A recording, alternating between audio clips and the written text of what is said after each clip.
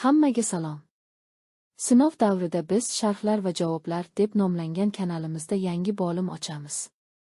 Kanal menejeri bizning kanalimizdagi ishtirokchilarning savollariga yoki sharhlariga javob beradi. Bugun biz kanalimizning ishtirokchilari tomonidan ko'tarilgan savollar va sharhlar haqida gaplashamiz. Ushbu videoda Laylo Sobirova dunyodagi eng go'zal sportchilardan biri.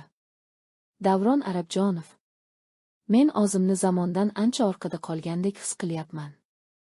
Menga musulmon ayol butun dunyo erkaklari uchun tomosha ekanligi ayon bo'ladi.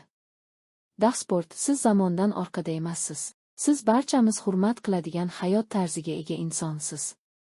Shuningdek, siz boshqa odamlar tanlagan hayot tarzini ham hurmat qilishingiz kerak. Siz hech kimga qanday yashashni majburlamasligingiz kerak.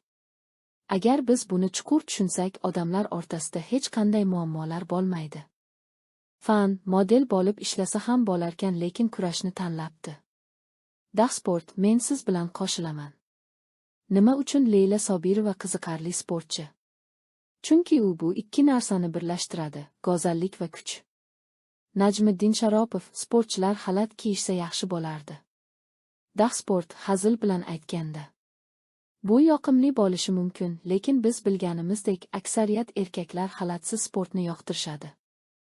Jafur, Laylo Sobirova va Nigina Sobirova opa-singillari. Dahsport, bizning kanalimizda ko'p odamlar bu savolni berishadi.